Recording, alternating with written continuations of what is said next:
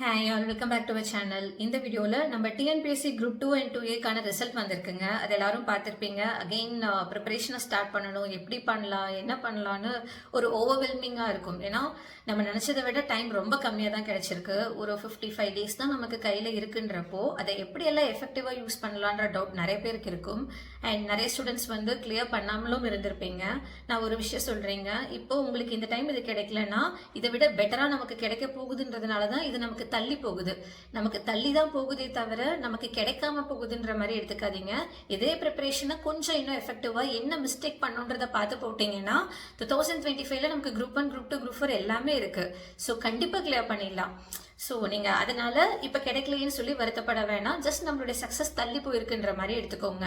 And coming to the point, இப்போ 2 and 2A result வந்திருக்கு. நம்ம எல்லாருக்குமே தெரியும், February 8 அன்னைக்கு நமக்கு வந்து எக்ஸாம் வந்து 2Aக்கு இருக்க போகுது. February 23 அன்னைக்கு 2க்கு வந்து இருக்க போகுது. ஸோ நான் ஃபர்ஸ்ட் 2A பற்றி பேசிடுறேங்க. இது வந்து நமக்கு இருக்க டைம் பார்த்தீங்கன்னா இட் இஸ் ரிலேட்டிவ்லி, என்னை பொறுத்த வரைக்கும் கம்பேரிட்டிவ்லி ரொம்ப கம்மி. நல்லா பிளான் பண்ணோன்னா ஒரு 55 நாள் தான் இருக்குது.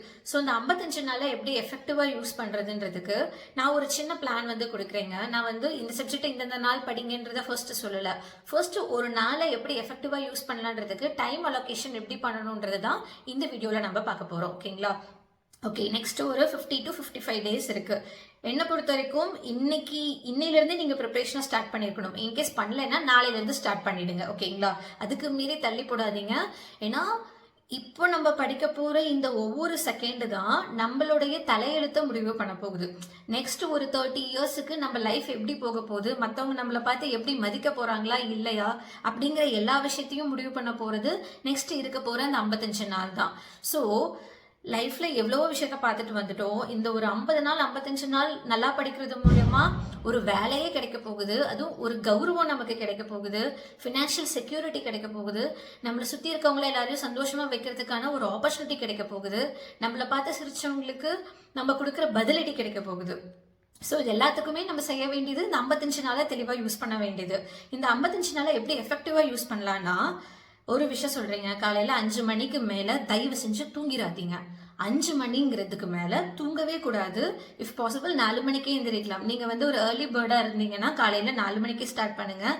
நீங்கள் நைட் பர்சனாக இருந்தாலும் என்னை பொறுத்த வரைக்கும் ஒரு சின்ன சஜஷன், இஃப் பாசிபிள் கொஞ்சம் டைமை வந்து மாற்றி காலையில் 5 to நைட்டு 10 மணி அப்படிங்கிறத ஃபிக்ஸ் பண்ணிக்கோங்க. கொஞ்சம் கஷ்டம் தான், அதுவும் நல்ல ஒரு ரெய்னி சீசன் அப்படியே இழுத்து போத்திட்டு தூங்கணும் தான் தோணும். பட் நம்ம லைஃப்ல இந்த 50 நாளை விட முக்கியமான நாட்கள் நமக்கு இருக்க போகிறது இல்லை. ஸோ இதில் சில சாக்ரிஃபைஸ் பண்ணுறது ஒவ்வொரு செகண்டுமே நமக்கு அது ஒர்த்து தான்.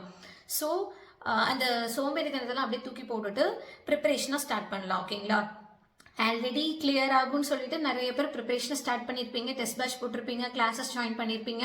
அது ஒரு பேட்டர்னில் போயிட்டு இருக்கும். பட் நடுவில் ரிசல்ட் வரத்துக்கு டிலே ஆக ஆக அப்படியே ஒரு ஃபேஸில் ஸ்லோவாக இருப்பீங்க. இப்போ அகைன் நம்ம ப்ரிப்பரேஷன் ஸ்டார்ட் பண்ணுறப்போ திருப்பி பார்த்தோன்னா படித்த மாதிரி இருக்குது, ஆனால் படிச்சிட்டனான்னு எனக்கு தெரியல அப்படிங்கிற ஒரு கன்ஃபியூஷன் கண்டிப்பாக வரும். ஸோ இந்த 50 டேஸில் படிக்க போகிறது தான் நிஜமான படிக்க போகிறதுன்ற மாதிரி தான் நிறைய பேருக்கு இருக்கும். ஸோ டே 1ஆவே இன்னைக்கு டே இல்லை நாளைக்கு டேவே நீங்கள் கன்சிடர் பண்ணிக்கோங்க. இன்னையிலிருந்து ஒரு 12 hours வரைக்கும் எப்படி படிக்கலான்றதை நான் உங்களுக்கு சொல்கிறேன். ஓகேங்களா? பேசிக்காக நான் வந்து உங்களுக்கு நீங்கள் ஒரு ஃபுல் டைம் ஆஸ்பிரண்ட்ன்ற மாதிரி பிளான் பண்ணி சொல்கிறேன். நீங்கள் ஒர்க்கிங் பீப்புளாக இருந்தீங்கன்னா, நான் உங்களுக்கு இந்த எக்ஸாம் ரொம்ப முக்கியம்னு நினச்சிங்கன்னா சம்பளம் பார்க்காதீங்க, லாஸ் ஆஃப் பே போட்டுருங்க. இல்லை ஜாப் எப்படின்ற பற்றி தெரியல, உங்களுக்கு என்ன பண்ண முடியுமோ டைமை எடுத்து லீவ் போட்டுட்டு படிக்கலாம். அப்படியே இல்லை நான் வந்து ஜாப் போய் தான் ஆகணும்னா கிடைக்கிற கேப் எல்லாமே யூஸ் பண்ணிக்கோங்க. ஒரு செகண்ட் கூட வேஸ்ட் பண்ணாமல் படிக்கணும். ஓகேங்களா? ஹவுஸ் ஒய்ஃபாக இருக்கீங்கன்னா ஒர்க் எல்லாத்தையும் சீக்கிரம் முடிச்சுட்டு டிஸ்ட்ராக்ஷன் இல்லாமல் ஒரு இடத்துல உட்காரத்துக்குன்னு உங்களுக்குன்னு தனி ஸ்பேஸை ரெடி பண்ணி இப்போ நான் சொல்ல போகிற விஷயத்த ஃபாலோ பண்ணுங்கள். ஓகேங்களா? ஃபர்ஸ்ட் காலையில் 5 மணிக்கு எந்திரிக்கிறோம், நைட் 10 மணிக்கு தூங்குறோம். ஸோ நமக்கு தூங்க பார்த்தீங்கன்னா நமக்கு 7 மணி நேரம் இருக்குது. 7 மணி நேரம் கண்டிப்பாக வேணும். அதில் காம்ப்ரமைஸ் பண்ணிடாதீங்க. ஸ்லீப் குவாலிட்டி குறைஞ்சிச்சுன்னா கண்டிப்பாக நம்ம மனசில் பதிகிறது வந்து நமக்கு குறையும். ஸோ மனப்பாடம் பேசிக்காக ஸ்டடியோட குவாலிட்டி குறைஞ்சிடும். ஸோ அதனால அதை பண்ணாதீங்க. ஸ்லீப் டைமை வந்து காம்ப்ரமைஸ் பண்ண வேண்டாம். காலையில் 5 மணிக்கு ஆரம்பிக்கிறீங்களா, 5 மணிலிருந்து 7:30 மணி இல்லை 8 மணி வரைக்கும் செம்ம டைம். அந்த டைம்ல யாரும் நம்ம டிஸ்ட்ராக்ட் பண்ண மாட்டாங்க. உலகமே அமைதியா இருக்கும், நிம்மதியா இருக்கலாம். நினைக்கிறது எல்லாமே நல்ல நல்ல விஷயங்கள் நினைக்கலாம். So it is a very good time. அந்த டைம்ல உங்களுக்கு கஷ்டமான சப்ஜெக்ட், எனக்கு இதெல்லாம் கொஞ்சம் வர மாட்டேங்குதுன்னு நினைக்கிற சப்ஜெக்டை ஃபர்ஸ்ட் எடுத்த உடனே அந்த ஒரு 3 hours படிச்சிடுங்க. நான் என்ன சொல்வேன்னா 5 o'clock ஆரம்பிங்க, 4:30க்கு எந்திரிச்சிடுங்க. 4:45க்கு இல்லை எந்திரிச்சு ஒரு 5 o'clock நீங்கள் வந்து ஃபுல்லாக வந்து மார்னிங் ரொட்டீனை முடிச்சுட்டு நீங்கள் 5க்கு ஸ்டார்ட் பண்ணீங்கன்னா 5 to 8 வரைக்கும் டஃப்பான சப்ஜெக்டை 3 மணி நேரம் படிங்க. ஓகேங்களா? முடிச்சுட்டு 8 to 9 பிரேக்ஃபாஸ்ட் டைம், அதை சிம்பிளாக விட்டுருங்க. 9 மணிலிருந்து 12 மணி வரைக்கும் நான் சொல்கிறேன், நோட் பண்ணுங்க. இந்த டைமில் செகண்ட் சப்ஜெக்ட் எடுங்க. இது வந்து என்னை பொறுத்த வரைக்கும் ஒரு நல்ல மொமெண்டம் கிரியேட் பண்ற மாதிரி உங்களோட ஒரு ஃபேவரட் சப்ஜெக்டா வச்சுக்கலாம். இது நான் பேசிக்கா அப்படி ரெக்கமெண்ட் பண்ணுவேன். ஒரு நாளைக்கு நம்ம ஒரு 2 சப்ஜெக்ட் படிக்கிறோம்னா கஷ்டமா இருக்க சப்ஜெக்ட் தூக்கி காலையில வச்சுக்கோங்க. மதியம் வந்து கொஞ்சம் ஈஸி சப்ஜெக்ட் வச்சுக்கோங்க. 3 மணி நேரம் உட்காந்து படிங்க. ஓகேங்களா? அப்புறம் 9 to 12 நான் சொல்றேன் 3 மணி நேரம்னா நான் 3 மணி நேரம் எந்திரிக்க மாட்டேன் அப்படி இப்படின்லாம் கிடையாது. ஒரு 40 minutes படிச்சீங்கன்னா 5 minute பிரேக், கண்டிப்பா பிரேக் வேணும். தண்ணி குடிங்க, நடங்க, ஃப்ரெண்ட்ஸ் கிட்ட பேசுங்க, சோஷியல் மீடியா ஸ்க்ரோல் பண்ணாம அந்த டைமை எஃபெக்டிவா யூஸ் பண்ற மாதிரி. ஃபார் எக்ஸாம்பிள் ஏதாவது டிஎன்பிசி குரூப்ஸ்ல இருக்கீங்க, இல்லை யூடியூப்ல ஏதாவது பார்ப்பீங்கன்னா கூட சப்ஜெக்ட் ரிலேட்டடா அந்த பிரேக் டைமை கூட நீங்க யூஸ் பண்ணிக்கோங்க. இந்த மாதிரி பண்ணிட்டு 12 to 1 வரைக்கும் நீங்க லஞ்ச் எடுத்துக்கோங்க. அந்த டைம்ல காம்ப்ரமைஸ் பண்ண வேண்டாம். That is your time. ஓகேங்களா? அதுல உங்களுக்கு பிடிச்சது எல்லாமே பண்ணலாம். 1 மணிலிருந்து 4 மணி வரைக்கும், தட் இஸ் 3 மணி நேரம். காலையில ஒரு 3 மணி நேரம் டஃப் சப்ஜெக்ட், செகண்ட் 3 மணி நேரம் உங்களுக்கு ஃபேவரபிளான ஒரு சப்ஜெக்ட். அப்புறம் மதியம் கண்டிப்பா தூக்கம் வர டைம், கொஞ்சம் லேசியா நம்மளோட எனர்ஜி கம்மியா இருக்க டைம். அந்த டைம்ல ரீசனிங் பாருங்க. ஏன்னா மேக்ஸ்ன்ற போது கைப்பட நம்ம கொஞ்சம் எழுதுவோம். அது எழுதுறது நல்லாவே பதியும். கான்செப்ட்ஸ் அண்டர்ஸ்டாண்டிங்ல ஈஸியாவே நடக்கும். படிச்சாதான் மனசுல பதிய வைக்கணும், மனப்பாடம் பண்ணணும்ன்றப்போ அந்த அந்த அந்த டைம் செட் ஆகாது. பட் ரீசனிங்க்கு கரெக்டான டைம் மதியம். ஸோ அந்த டைமை யூஸ் பண்ணிக்கோங்க. அப்புறம் நம்ம என்ன பண்றோம், 1 to 4 வரைக்கும் படிச்சிடுறோமா. அப்புறம் என்ன பண்றீங்கன்னா 4 to 5 ஒரு பிரேக் எடுத்துக்கோங்க, ஒரு டீ பிரேக் எடுத்துக்கோங்க. 5 o'clockல இருந்து 7 o'clock வரைக்கும் லாங்குவேஜ்க்காக டைம் ஸ்பெண்ட் பண்ணுங்க. தட் இஸ் கிராமர் இல்லை இலக்கணம், நீங்க எது எடுத்துருக்கீங்களோ அதுக்காக டைம் ஸ்பெண்ட் பண்ணுங்க. 2 மணி நேரம் போதும், ரொம்ப வேணா 2 மணி நேரம் போதும். அப்புறம் 7 மணிலேருந்து 8 மணி வரைக்கும் டின்னரை முடிச்சிடுங்க. நான் என்ன சொல்வேன்னா ஏர்லி டின்னர் வந்து பெட்டர். ஏன்னா நம்ம லேட்டாக சாப்பிட்டு அது வெயிட்டும் போடும். அது மட்டும் இல்லாமல் ப்ராப்பராக டைஜஷன் நடக்காது. அது எப்பயுமே 8 மணிக்கு முன்னாடி சாப்பிட்றது ஒரு ஹேபிட்டாகவே வச்சுக்கோங்க. 7 to 8க்குள்ளே முடிச்சுட்டு ஃப்ரெண்ட்ஸ் கூட ஃபேமிலி கூட டைம் ஸ்பெண்ட் பண்ண அந்த டைமை எடுத்துக்கோங்க. அப்புறம் 8லேருந்து 9:30 வரைக்கும் அந்த 3 மணி நேரம் ஸ்டடி பிளாக்ல எல்லாமே படித்தோம் இல்லையா, அது அந்த 1.5 மணி நேரம் அன்னைக்கு நீங்கள் ரிவிஷன் பண்ணுறீங்க. ரிவிஷன் மட்டும் பண்ணாம விட்டுறாதீங்க.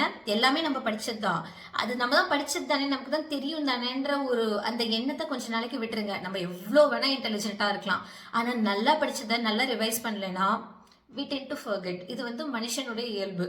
So don't do that.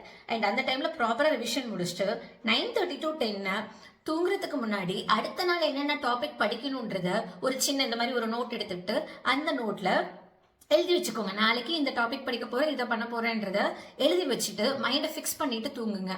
So that காலையில நைட்டு தூங்கும் போது என்ன மைண்டை ஃபிக்ஸ் பண்றீங்களோ அதை பொறுத்து தான் நீங்க காலையில எழுந்திருப்பீங்க. ஸோ நைட்டே இந்த டைம் நான் கண்டிப்பா காலையில எந்திரிச்சிருவேன் அப்படிங்கறத ஃபிக்ஸ் பண்ணிட்டீங்கன்னு வச்சுக்கோங்க. நம்ம பயாலஜிக்கல் கிளாக் அதுக்கு ஏற்ற மாதிரி பழகிடும், கண்டிப்பா உங்களை எழுப்பி விட்டுரும். ஸோ இந்த ஒரு ரொட்டீனை நம்ம கரெக்டாக வந்து ஃபாலோ பண்ணோம்னா, நான் போட்ட பிளான் படி பார்த்தீங்கன்னா காலையில் 3 மணி நேரம், அப்புறம் 3 மணி நேரம் ரீசனிங், 3 மணி நேரம் நினைக்கலாம். இதெல்லாம் பாசிபிளா சந்தியா நீங்கள் நினைக்கலாம். பட் நான் முன்னாடி சொன்ன மாதிரி தான், இந்த 55 நாள்ல நீங்கள் பண்ணுற அந்த சாக்ரிஃபைஸ் தான் உங்களோட லைஃப்பை வேற இடத்துக்கு கூட்டிகிட்டு போய் விட போகுது. ஸோ இங்கே சோம்பேறித்தனம் முக்கியமா, நம்மளோட கம்ஃபர்ட் ஜோன் முக்கியமா, இல்லை நம்மளோட கோல் முக்கியமா அப்படிங்கிறத நீங்கள் பார்த்துக்கோங்க. இந்த இடத்துல நமக்கு ஸ்லீப் குவாலிட்டி அஃபெக்ட் பண்ணாமல் நம்மளை ரொம்ப ஸ்ட்ரெஸ் பண்ணிக்காம கரெக்டாக டைம் பிளாக்கை அலோகேட் பண்ணோன்னா எக்ஸாஸ்ட் ஆகாமல் ஈஸியாக படிச்சுக்கலாம். நான் அதுக்கு தான் சொல்கிறேன். ஓகேங்களா? நெக்ஸ்ட் ஒரு 2 hours அப்படி போகுது. டின்னர் எல்லாத்துக்கும் ப்ராப்பராக டைம் கொடுத்துட்டேன். உங்களுக்கு 12 to 13 hours வரைக்கும் படிக்க டைம் இருக்குது. இந்த ஒரு ரொட்டீனை அப்படியே into 55ன்னு போட்டிங்கன்னு வச்சுக்கோங்களேன், கையில் ஜாபு. டெஃபினட்டா சொல்றேன், கையில ஜாப் இருக்கு. இதுல ஒரு விஷயம் என்னன்னா, ஜிஎஸ் தான் நமக்கு ஸ்டாண்டர்ட் எப்படி டிகிரி ஸ்டாண்டர்ட்ல கேட்க போறாங்க. நமக்கு ரீசனிங்கா இருக்கட்டும், லாங்குவேஜ் தட் இஸ் இந்த கிராமர் இலக்கண பகுதியா இருக்கட்டும், எஸ்எஸ்எல்சி ஸ்டாண்டர்ட்ன்றத சொல்லிட்டாங்க. ஸோ ரொம்ப வந்து நான் டைம் ஸ்பெண்ட் பண்றேன்னு சொல்லிட்டு இதுக்காக நிறைய டைம் ஸ்பெண்ட் பண்ணி லாங்குவேஜ் ஜிஎஸ் பாட்டை விட்டுறாதீங்க. ஏன்னா அதுல தான் டிகிரி ஸ்டாண்டர்ட். அதுதான் நமக்கு வாஸ்ட் ஏரியா. சிலபஸ்லாம் சும்மா கம்மியாலாம் இல்லைங்க. 5 சப்ஜெக்ட், கேட்க போற கொஸ்டின்ஸ் 100.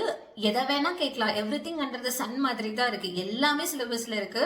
ஸோ ப்ராப்பரா 6 மணி நேரம் ஜிஎஸ்க்கு ஸ்பெண்ட் பண்ணிட்டு 2 மணி நேரம் லாங்குவேஜுக்கு ஸ்பெண்ட் பண்ணிட்டு 3 மணி நேரம் நீங்க உட்காந்து ரீசனிங் பார்த்தீங்கன்னா இட் வில் பி குட். இந்த ரொட்டீனை வந்து ஃபிக்ஸ் பண்ணிக்கோங்க. இன்ட்டு 55 பண்ணிட்டீங்கன்னா நீங்க ஜாப் வாங்குறதை யாராலையும் தடுக்க முடியாது. இதுல உங்களுக்கு சில விஷயம் நான் எக்ஸ்ட்ராவா சொல்றேன். நீங்க ஒர்க்கிங் பீப்புளா இருக்கட்டும், இல்லை யாரா வேணா இருக்கட்டும், லாஸ்ட் மினிட்ல உட்காந்து நான் ஃபுல்லா நோட்ஸ் எடுக்கிறேன்னு உட்காதீங்க. அதுவும் சில பேருக்கு என்ன மாதிரி இருக்க ஹேபிட் இருக்கலாம். எந்த பாயிண்ட்டும் விட்டுறக்கூடாது, எல்லாத்தையுமே நோட்ஸ்ல இருக்கணும்னு சொல்லிட்டு மாங்குன்னு உட்காந்து எழுதுவோம்.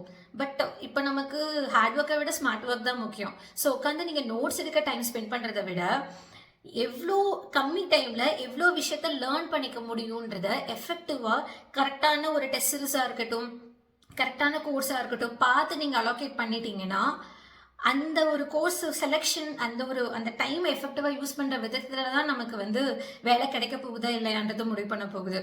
ஸோ இப்படி டைம் ஸ்பெண்ட் பண்ணுங்க. டெஃபினட்டா கிளியர் பண்ணிடலாம். 21,000 பேர் எழுத போறாங்க. 2,500 போஸ்ட் கிட்ட தான் இருக்கு. எனக்கு ஒரு போஸ்ட் வேணும், நான் எப்படியாவது அதுக்குள்ள வந்துடணும்னு நினைக்காம எனக்கு டாப் மார்க் வேணும்னு நீங்க நினைச்சு படிச்சாதான் அட்லீஸ்ட் ஒரு ஜாபையாச்சும் வாங்க முடியும். அதுல நீங்க போடுற உங்களோட குவாலிட்டி ஆஃப் ஸ்டடிங் டைமோ and quality of notes material நீங்க எதை யூஸ் பண்றீங்களோ அதெல்லாம் பொறுத்து அந்த என்ன ஜாப் வாங்க போறோன்றது டிசைட் ஆக போகுது. நல்ல ஆப்பர்ச்சுனிட்டி மிஸ் பண்ணிடாதீங்க. நல்ல நல்ல போஸ்டிங்ஸ் இருக்கு, நல்ல டிபார்ட்மெண்ட்ஸ் இருக்கு. இதை விட்டுட்டனா திருப்பியும் ஒரு வருஷம் வெயிட் பண்ணணும், முடியலைங்க. இந்த வாட்டி கிளியர் பண்ணி ஜாப் போறது மட்டும் பாருங்க. அண்ட் நெக்ஸ்ட் வீடியோல உங்களுக்கு அறிவாக்கில் என்னென்ன மாதிரி நம்ம சப்போர்ட் கொடுக்க போறோன்றதை நான் நெக்ஸ்ட் வீடியோல சொல்றேன். அண்ட் இது வந்து இந்த வீடியோ யாருக்கு வந்து யூஸ்ஃபுல்லா இருக்கும்னு நினைக்கிறீங்களோ அவங்களுக்கு மறக்காம இதை ஷேர் பண்ணுங்க. தேங்க்யூ.